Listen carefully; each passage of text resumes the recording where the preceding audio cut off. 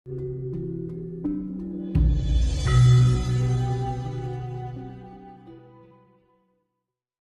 paling simpel dan mudah dipahami gitu loh. Guru sejati itu yang seperti apa gitu loh. Guru sejati itu adalah cahaya yang ada di dalam otak kita. Itulah yang disebut Tuhan tadi itu. Ya. Makanya di dalam Pangestu itu El Pramit eling percaya mituhu. Eling tentang Tuhan, bahwa kita ini adalah perwujudan Tuhan karena sinarnya ada di otak kita. Percaya akan keyakinan kita, yang Islam percaya ini, yang Kristen, Nasrani, Hindu, Buddha percaya ini, itu diyakini dengan baik. Ya, kalau sudah begitu menjadi hasto silo. Hasto itu 8. Eling percaya mituhu, lalu yang 5 itu adalah sabar, rilo, nerimo, temen, budi luhur. Tadi itu menjadi hasta sila. Itu sudah boleh kata cahaya itu pasti. Nah, terus ditambah tinggalan leluhur. Kalau misalnya mau pergi gitu dari Tuban mau keluar gitu, Nyai Danyang kaki Danyang kang lungguh honeng desaku binarengan kalan sedulur papat 5 panter kang mijil bareng sedina karo jabang bayiku ewang-ewang ana surungono ayamono lancarno penggaweanku karben kabeh iso seger waras wilujeng selamat ngono wae. Tetapi kan sebenarnya tidak ada harus pakai pakem tertentu begitu kan, nggak ada. Nggak ada. Karena setahu saya nih, pengalaman batin seseorang itu kan bercorak ragam. Keimanan itu kan bukan sesuatu yang bisa didialogkan, didiskusikan. Itu hanya bisa dirasakan dan dialami oleh masing-masing orang gitu. Kayak saya misalnya, saya nggak pernah pakai teori-teori macam-macam ya. Cuman ketika saya sudah mentargetkan sesuatu itu, menciptakan sesuatu itu, sekali aja meriset nggak pernah. Saya percaya kalau Mas Indra sudah ke situ ya hidupnya. Karena apa? Seseorang dari pikiran, dari tutur kata, dari bahasa itu bisa dilihat kok. Orang ini orang sudah mapan batinnya atau belum gitu loh ya. Bisa dilihat. Bisa dilihat. Kalau orang itu hanya pandai ngomong, ya pandai gedabus itu pasti tetap kelihatan, Nah, berarti untuk menemukan guru sejati itu macam-macam caranya. Macam-macam caranya, ya. Kalau seperti Bimo Suci apa itu kan cara leluhur untuk membimbing kita. Iya. Mas Rosi dulu dong. Tanya yang agak nakal-nakal gitu Mas barangkali ya. Ini nih pakai ini dulu Mas, pakai ini. Iya. Iya. Ya. Permisi yang. Mohon maaf, ini ada mungkin beberapa pertanyaan dari saya yang mewakili nanti teman-teman pemirsa. Nah, ini banyak sekali fenomena-fenomena baru ya. Jadi kadang itu ada orang yang sekarang ini jatuh, tapi mereka kait-kaitan dengan kegiatan orang lain. Nah, nyuwun sewu ini agak nakal ya. Misalnya apa? Misalnya orang jatuh itu lalu menyudutkan profesi orang lain, semisal ya, mohon maaf, purel ya. Ini jatuhnya ini gara-gara purel. Nah, sedangkan purel itu kan juga apa ya, mereka juga bekerja ya. Nah, ini gambaran Eyang itu seperti apa terkait masalah problematika yang ada di masyarakat semacam ini ya? Saya sedikit nambahi ya guys. Jadi yang ditanyakan Mas Rosi tadi intinya orang itu kan banyak yang ketika dia sudah nanjak ya, hasilnya udah bagus itu hancur gara-gara dunia malam. Saya ini lagu ini saya kenal Mangku Purel. Mangku Purel itu sampai dilakukan. Nah, gimana supaya melakukan hiburan tapi tetap proporsional, nggak sampai kemudian jatuh seperti itu. Itu poin pertanyaannya. Yang kedua, cara pandang terhadap wanita-wanita dunia malam itu jelek banget. Orang menjustifikasi seolah sudah dikaplingin neraka. Bagaimana sebagai orang tua melihat hal itu? Kalau saya pikir secara realitas saja, pada waktu saya masih tugas di Departemen Penerangan, itu kan sering masuk ke tempat-tempat apa ya, hiburan malam, bukan hiburan malam, siang juga buka itu. Misalnya kalau di Surabaya Doli itu ya, di situ. Saya itu malah justru menangis, meneteskan air mata. Tidak mungkin ada sebab seperti itu kalau kondisi situasi sosial, politik, dan kemasyarakatan tidak sampai dia itu berbuat seperti itu. Pernah suatu saat saya itu diborki sama kakak saya. Ayo, wis gede, luanang anu ngene, jemeneng anu ngene. Terus ya saya karena ngomong kakak ya, saya masuk ke dalam. Ya orang dua gitu. Tapi saja omong-omongan. Rumahmu mana? Saudaramu berapa? Ibu, ternyata dia itu adalah seorang wanita yang pernah kawin ya. Karena dia harus memenuhi ibunya yang sudah tua di rumah dan beberapa anaknya, dia harus satu-satunya jalan mencari duit menjajakan dirinya itu. Lah, kalau menurut saya itu mulia. Mulia. Mulianya apa? Karena satu tempat itu terorganisir dan terjaga dengan rapi. Karena mereka tiap minggu diperiksa oleh dokter-dokter itu. Ada penyakitnya atau enggak. Tapi kalau sekarang coba lihat. Berlagak, berukut segala macam. Di pinggir jalan berdiri, nunggu, nunutan mau mobil ke Surabaya. Minggir, itu kan lebih konyol lagi. Lebih konyol lagi, kesehatannya enggak terurus, enggak terurus. Saya hanya nangis kalau tahu gitu, itu hanya nangis. Tapi gimana itu treatmentnya supaya hidupnya seseorang itu tidak hancur gara-gara LC, gara-gara pulang, gara-gara hiburan-hiburan seperti itu. Supaya nggak hancur gimana treatmentnya? Makanya pelimpahan kesenangan itu terus harus ada. Berbentuk misalnya seni, ya, budaya seni.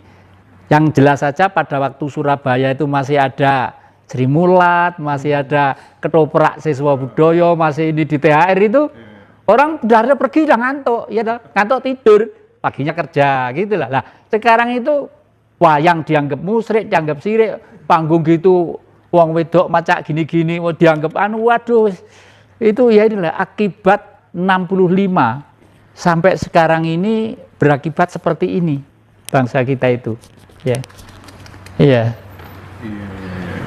Jadi tetap intinya proporsional ya. Profesional ya, profesional. Kemudian apa memframing orang dulu gara profesi atau pekerjaan. Iya, lebih baik terkoordinir, terawasi kesehatannya dan keamanannya toh daripada liar. Kalau udah liar ya itu, waduh. Tapi kadang itu ya ada multi tafsir. Pekerjaannya tidak hanya satu. Kenapa kok mereka lebih cenderung memilih sebagai, mohon maaf, wanita penghibur yang sebut tadi menjajakan diri. Nah, itu kan kadang ada opini semacam itu. Nah, itu seperti apa ya? Ya mungkin dia mau jadi tukang batu, nggak kuat ngangkat foto ya. Mau jadi tukang jahit, nggak kuat beli mesin jahit ya. Padahal yang di rumah harus makan, harus sehat itu. Jadi nggak mungkin, Mas. Manusia secara sadar untuk niat ingsun hidup menjadi itu pasti tidak akan mungkin. Ya karena di dalam tubuh manusia itu sak elek-elek menungso masih ada sinar Tuhan tadi itu. Iya. Kadang juga gini ya, mereka itu kan saling mengecas ya. Contoh keluarga si pengunjung semisal. Kalau nggak ada kamu, mungkin suami saya nggak akan ke sana. Nah, sebaliknya Eyang berdalih, mungkin dia tidak bisa kerja lain kayak kuli batu atau apa, itu adalah option. Nah ini yang terjadi di masyarakat seperti itu. Akhirnya kan menjadi sebuah polemik. Seolah-olah orang yang dijas merah tadi itu memang itu pekerjaan yang tidak benar gitu. Nah, yang jadi masalah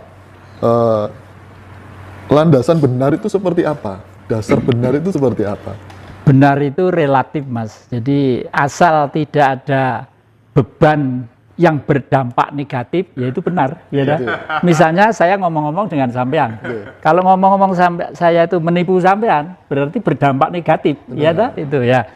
Kemarin melihat viral, ada seorang ibu terpaksa mempunyai anak satu. Tiap hari itu makan apa? Makan daun ketelo digodok, Mas. Karena tidak mampu beli beras. Coba. Di salah satu pulau di negara kita, urus ibunya. Jadi kalau pagi itu godok itu godong telo, Mas, terus anak yang kecil itu dijejel-jejel. Aduh, saya lihat itu nggak sampai hati seperti itu.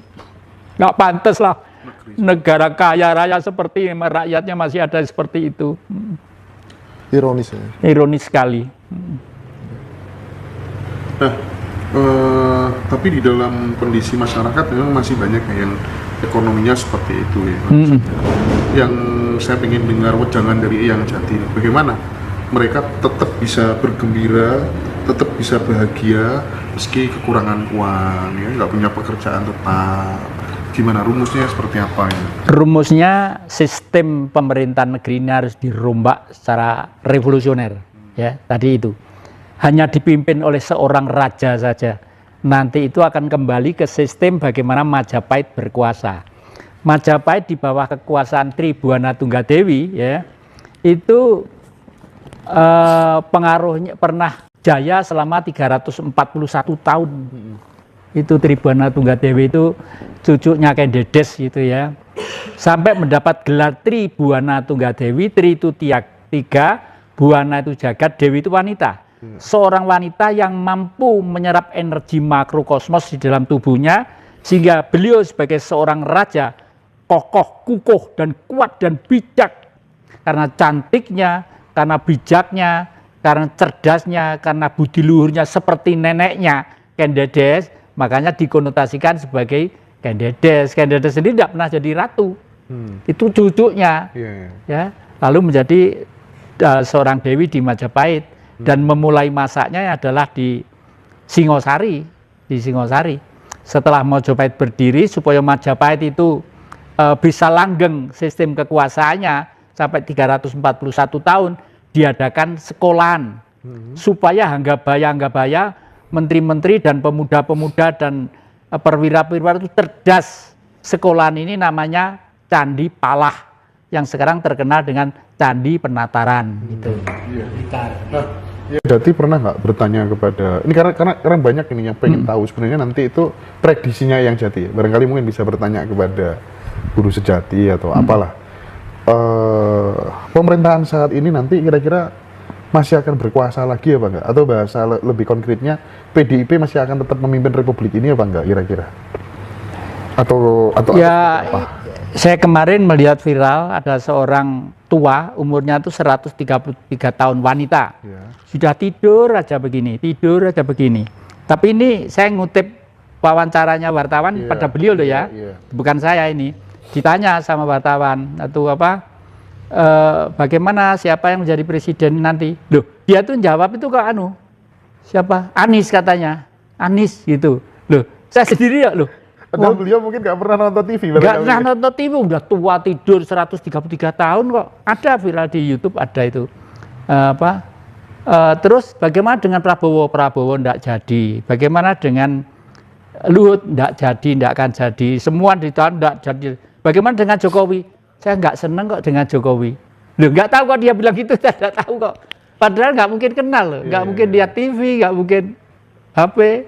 Tapi yang jelas ini, MH Ainun Nadjib yang tahu ya, dia pernah bilang gitu, 2024 Indonesia itu mulai mendapatkan pemimpin yang lumayan, cukup lumayan gitu. Terus di sisi yang lain gini ya, kita tahu waktu SBY dulu jadi, seolah-olah kan dia dikuyo-kuyo ya, sama kadernya yang Jati, dikuyo-kuyo. Nah sekarang Anies ini nasibnya, kalau saya lihat ini ada kemiripan seperti zaman SBY dulu, dikuyo-kuyo, yang mau KPK lah, segala macem lah, selalu di framing dengan buzzer RP gak karu-karuan. Masuk akal juga loh ya. Apalagi ya itu. Kemana-mana sekarang lihat ya, relawannya seperti itu kan.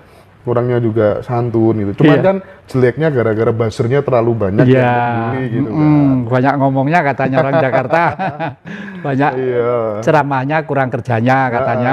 Tapi kan dijawab dengan prestasi. Dijawab dan selalu tenang gitu loh, selalu tenang gitu ya. Oh, yang Jati ini objektif orangnya berarti. Jadi tidak harus kader PDI enggak ya?